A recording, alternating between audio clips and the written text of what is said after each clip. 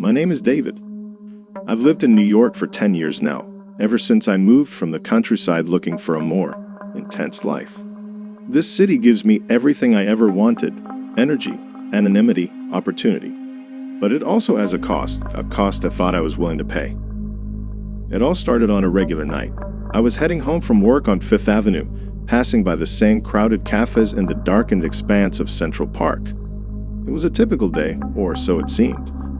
But the city, always so full of life, felt different that night. There was something in the air, something heavy. And in my usual impatience, I decided to take a shortcut down a side street to get home faster. It was a narrow street on the Upper West Side, close to the Dakota Building. That corner, where Lennon was shot, always gave me the creeps, but it was a quick route. The further I walked, the more I felt a tension in the air, and then I saw something I shouldn't have seen. A man was arguing with a woman near one of those luxurious doorways. His voice was muffled, but his gestures were aggressive, sharp. I should have just kept walking, but I was tired. My body betrayed me, and I stopped for just a moment watching. It was only a second, but long enough for the man to notice me. He turned his head towards me, his eyes cold and emotionless. It was brief, but enough to send a shiver down my spine. I kept walking, pretending nothing had happened, but I could feel that something was off. As I distanced myself, I heard a muffled sound, something like a cut-off scream. I glanced over my shoulder, but the street was already empty. The man and the woman had vanished. Part of me wanted to go back to do something, call the police, but another part, that impatient and selfish part of me, told me to keep walking, and so I did. The following days were strange. I couldn't shake the feeling that I was being watched, like something was hanging over me. I kept telling myself it was just my mind playing tricks. It's not easy living in New York. The city devours you if you let it, and I was determined not to get lost in it. But then, a week later, I saw the news. A woman had been found dead in an apartment close to where I had passed. The descriptions matched. Panic took hold of me. Should I have done something that night? Did that man kill her after I passed? I tried to move on, but guilt began to eat away at my sleep, at my days. When I finally decided to go to the police, terrified of being implicated, they barely paid me any attention. They said many had seen a man on that street, and that reports like mine were common. I felt invisible, like the weight of the city had turned against me. I knew I should have said something earlier. That's when the notes started appearing. Small pieces of paper, handwritten, left at my door, in my car, even at my office in Midtown. You saw. You did nothing. She's dead because of you. The first time I found one, I thought it was some sick joke, but they kept coming, always discreet, always threatening. My paranoia grew. I started noticing familiar faces on the subway, on the streets. People who seemed to be following me, watching me. I withdrew from friends, stopped going out at night, and began avoiding the area where the crime happened. I started taking cabs to work, avoiding the crowded subway lines and buses. My nights were filled with insomnia and fear, but the worst was yet to come. One night, after hours of trying not to think about what had happened, I heard the sound of heavy footsteps outside my apartment door in the East Village. I ran to the door and peered through the peephole, but saw nothing. The footsteps, however, continued, echoing down the hallway. A steady thud, like a slow, determined march. I locked myself inside the apartment. I tried convincing myself it was just my worn-out mind, but when I woke up in the middle of the night to the sound of something scratching at the door, I knew I was in deeper than I thought. I approached the door slowly, the sound of metal against wood making me shiver, and then came a knock. A single, firm knock. I held my breath as I opened the door, expecting the worst, but the hallway was empty. Just another note, stuck to the floor. You're being watched. That morning, after a sleepless night, I decided to leave the city. I took the first flight to Chicago. Hide, disappear, maybe that would save me. But when I arrived at the hotel, I opened my suitcase, and among my clothes, I found another note. There's no point in running. I don't know what to do anymore. I don't know who's after me, who's accusing me. But I feel like I'm losing my mind. What started as an impulsive decision, ignoring something I shouldn't have ignored, has condemned me. I should have done something that night. I should have helped. Now, wherever I go, this guilt follows me, and I don't know how to escape it.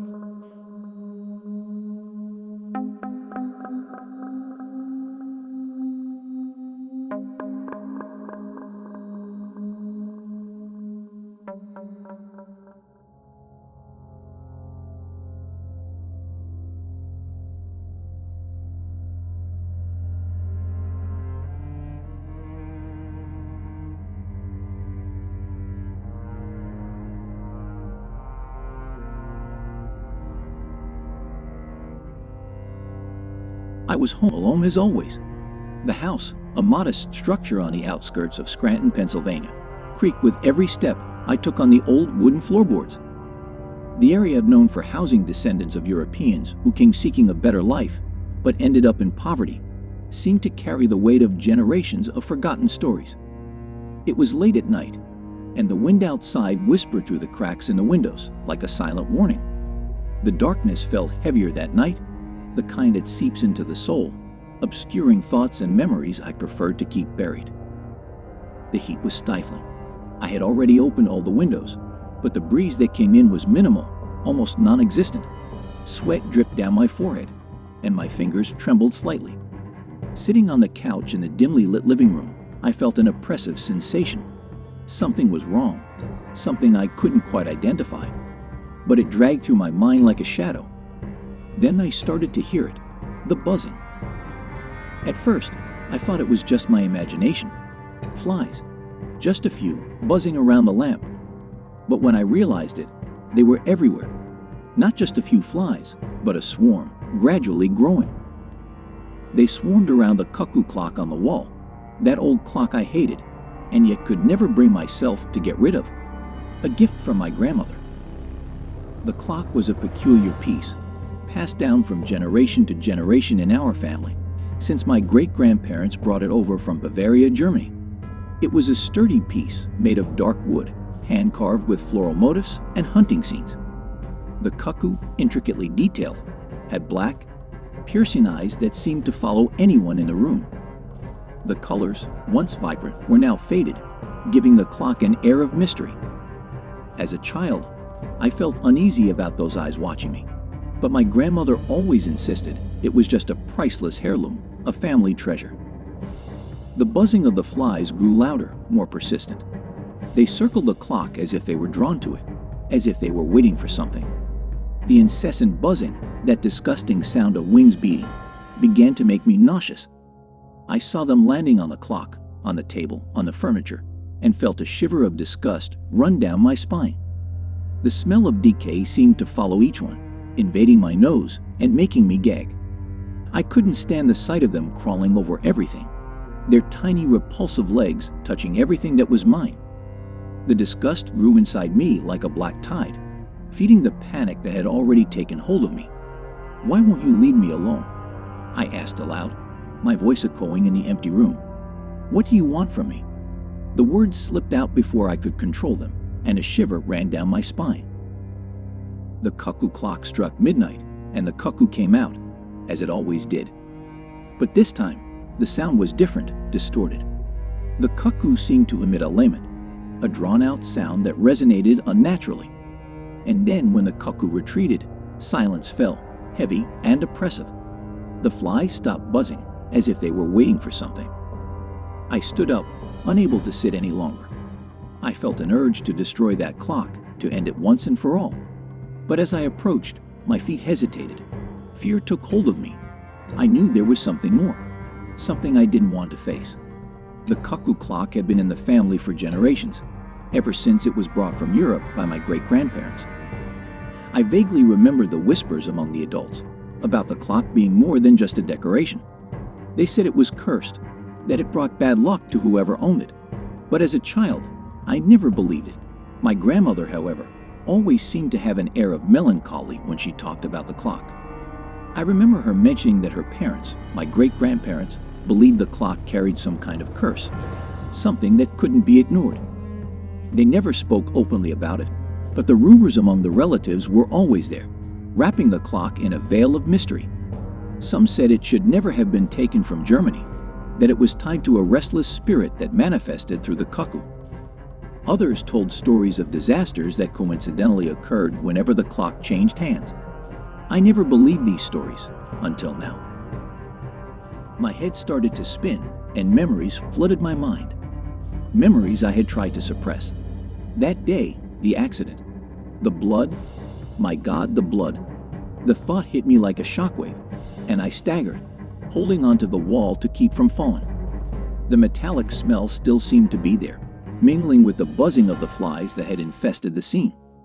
It was an accident, I shouted, trying to convince myself, trying to push away the guilt that was growing inside me like a disease. But the flies knew. They always knew. They were there that day, too, swarming around the body, buzzing in my ears as I tried to ignore what had happened. It wasn't my fault, I whispered, but my voice trembled. I knew it was a lie. The buzzing returned, stronger this time. They were everywhere, covering the walls, the floor, my body. I felt them crawling on my skin, in my hair, trying to get into my ears, my eyes. Despair took over me. I began to shake, to scream, trying to get them off, but it was useless. They were inside me, inside my head. And then I heard the voice. "You can't escape," the voice whispered, low, hissing, but clear. It was my grandmother's voice, mixed with other voices, other souls trapped in that cursed clock. "You always knew what you did." Trembling, I fell to my knees on the floor, trying to block out the sounds, trying to escape the memories. But there was no escape. The cuckoo clock sounded again, this time without warning. And when the cuckoo came out, it wasn't alone. Something else emerged with it, something dark, twisted, a shadow that seemed to stretch from the wall toward me. The flies began to swarm toward me, forming a whirlwind around me, and I felt like I was losing my sanity. It was an accident, I repeated, but my voice no longer seemed like my own. It was a hollow, empty voice, devoid of conviction. The guilt consumed me, the flies consumed me, and the cuckoo clock, it just watched. When I finally managed to stand up, the flies were gone, but the buzzing continued in my head like a constant reminder. The cuckoo clock was still, the doors open, the cuckoo staring at me with those lifeless eyes. I knew it was still there. I would never be the same. The memories wouldn't leave me. The flies wouldn't leave me. Now, every night, I hear the buzzing before I sleep. I feel the flies crawling on my skin, even when there are none. And the clock? Oh, the clock. It keeps ticking, but I know my time is running out. The flies will take me, just as they took my grandmother, just as they will take anyone who tries to hide their secrets. The cuckoo clock knows everything. It always knew.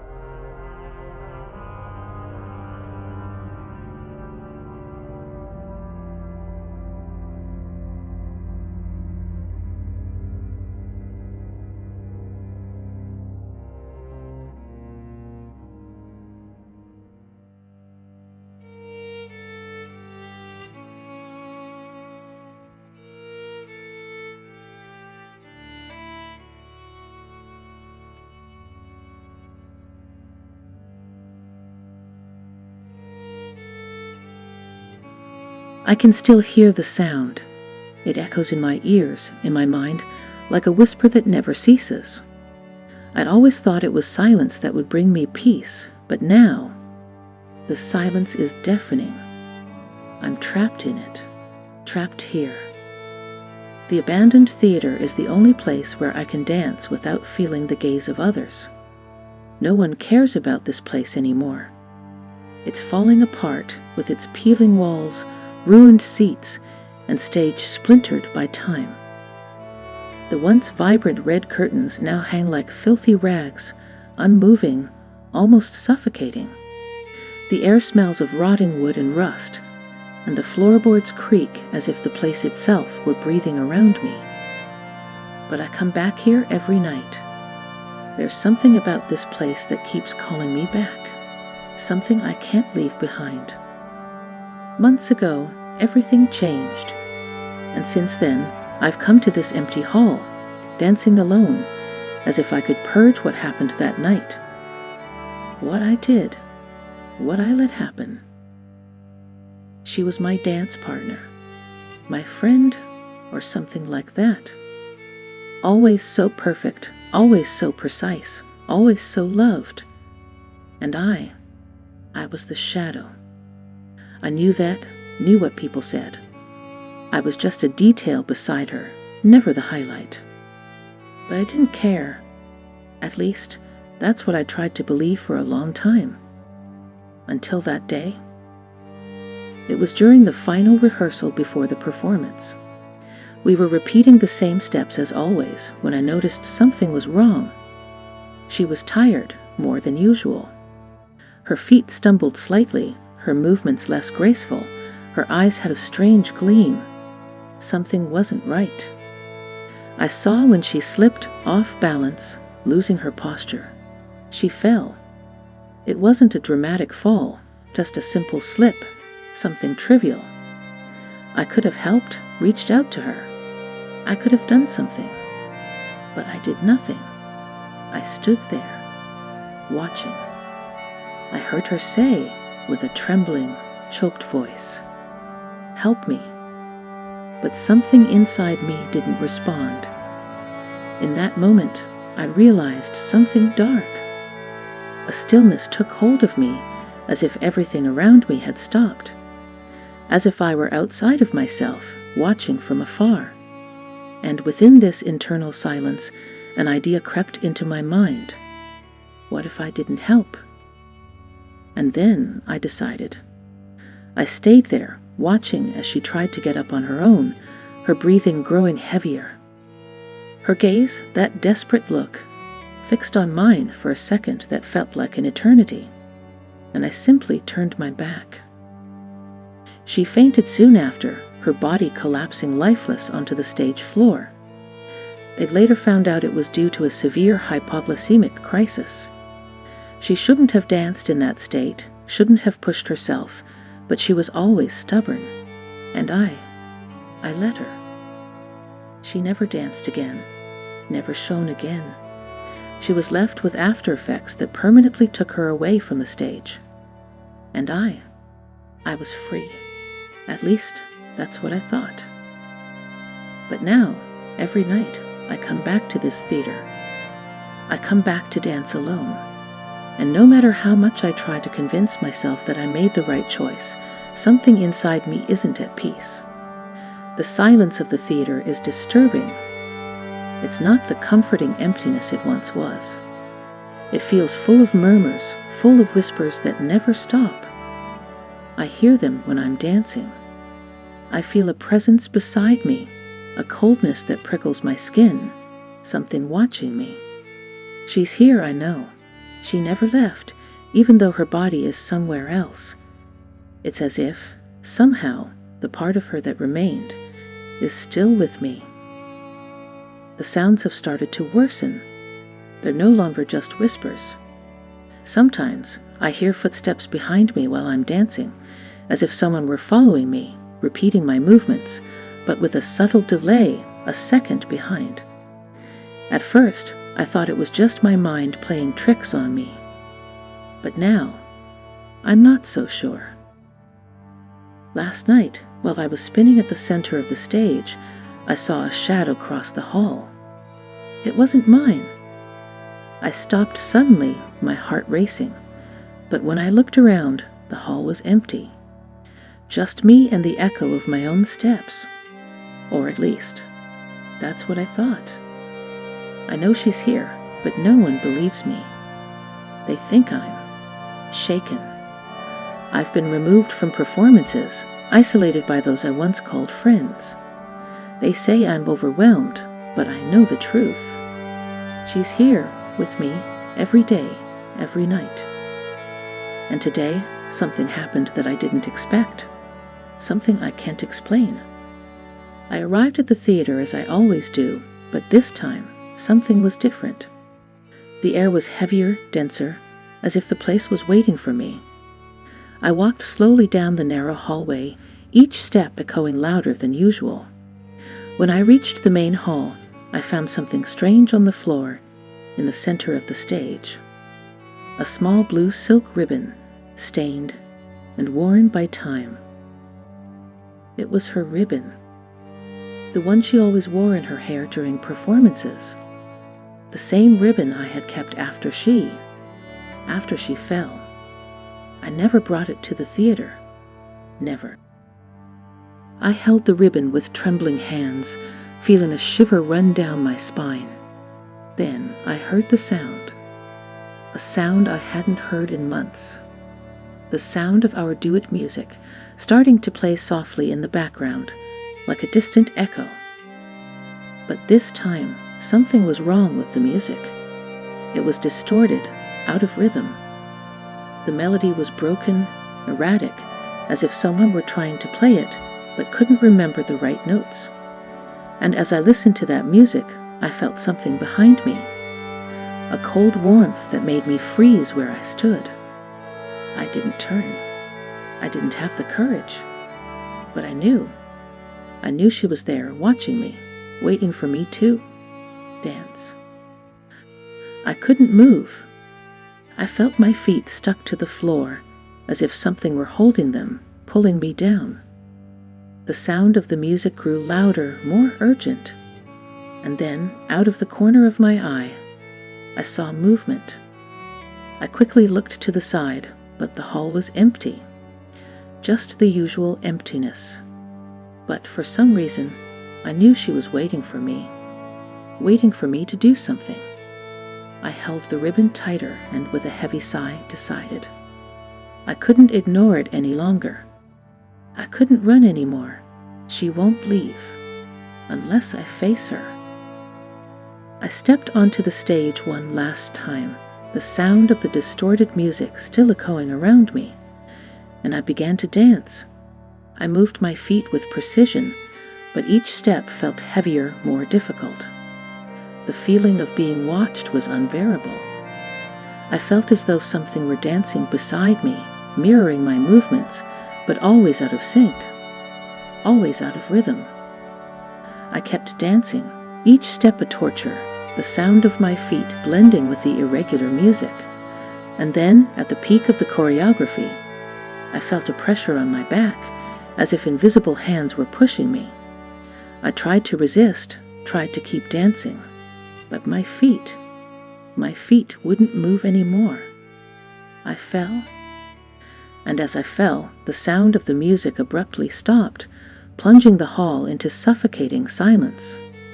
I lay there, staring up at the theater ceiling, breathless, with the ribbon still in my hands.